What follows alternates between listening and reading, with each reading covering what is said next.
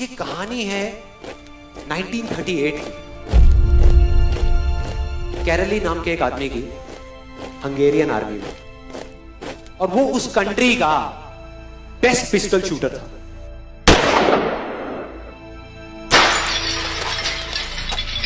जितनी भी national championships हुई थी उस कंट्री में, उसको वो जीत चुका था। और सबको ऑलमोस्ट कंफर्म था कि 1940s में जो ओलंपिक्स होने वाले हैं उसमें गोल्ड मेडल केरली को ही मिलेगा। और उसने सालों से ट्रेनिंग करी थी। उसका एक ही सपना था, एक ही फोकस था कि मुझे अपने इस हाथ को दुनिया का बेस्ट शूटिंग हैंड बनाना है, बेस्ट बनाना है, बेस्ट बनाना है। और वो कामयाब हो गया, उसने बना लिया बेस्ट शूटिंग हैंड। सिर्फ 2 साल का फर्क था।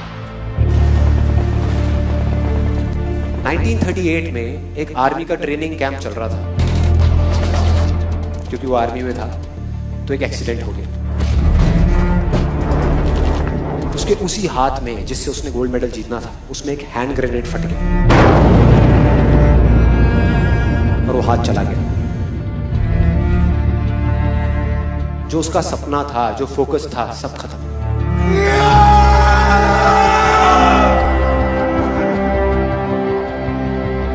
उसके पास 2 रास्ते थे। एक तो ये कि वो बाकी की पूरी जिंदगी रोता रहे और कहीं जा करके छुप जाए,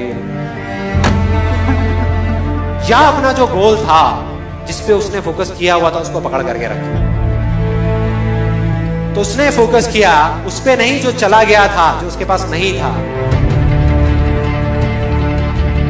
उसने फोकस किया उस पे जो उसके पास था।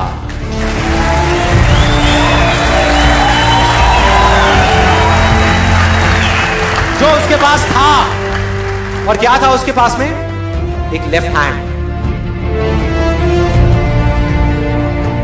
एक ऐसा हाथ जिससे वो लिख तक नहीं सकता था।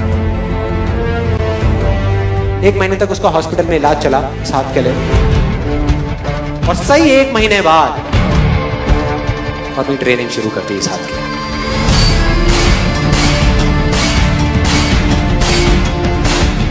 ट्रेनिंग के 1 साल बाद, मतलब कि 1939 में वो वापस आया।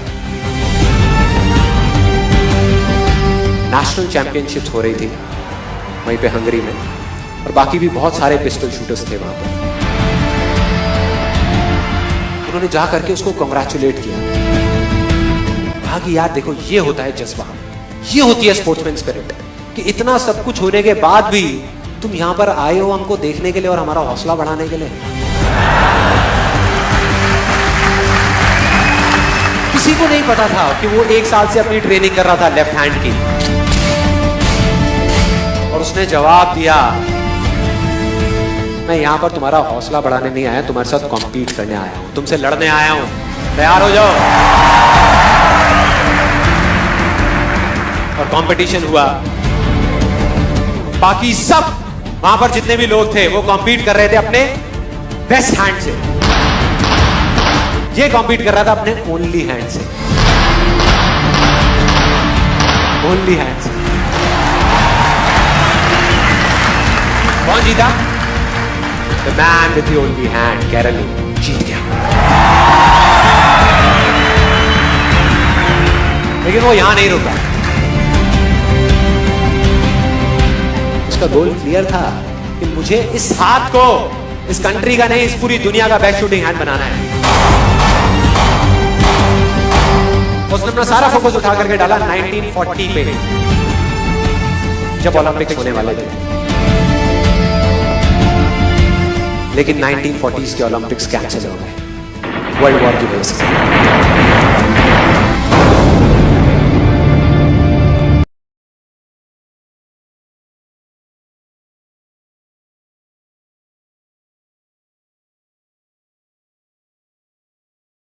1944 में जो ओलंपिक्स होने वाले थे वो भी कैंसिल हो गए वर्ल्ड वॉर की वजह से। फिर से कैंसिल।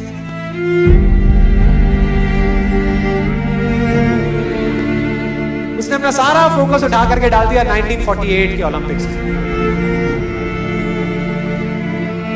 1938 में उसकी एज थी 28 साल।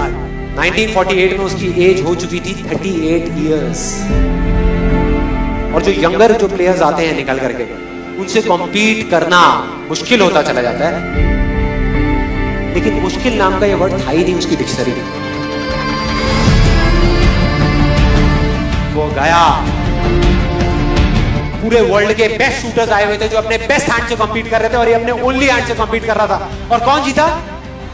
The man with the only hand.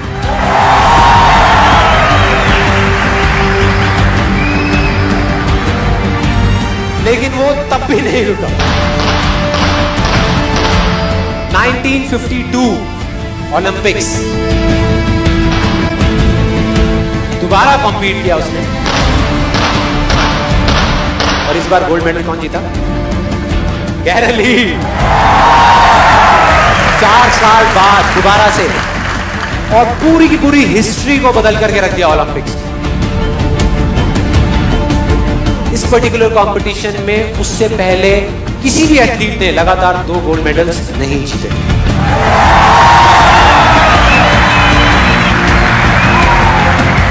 अब किसी भी लूजर के पास चले जाओ, उसके पास लिस्ट होगी बहानों की कि मैं इस वजह से फेल हुआ अपनी लाइफ में, इस वजह से मैं कुछ नहीं कर पाया। बहुत लंबी लिस्ट है।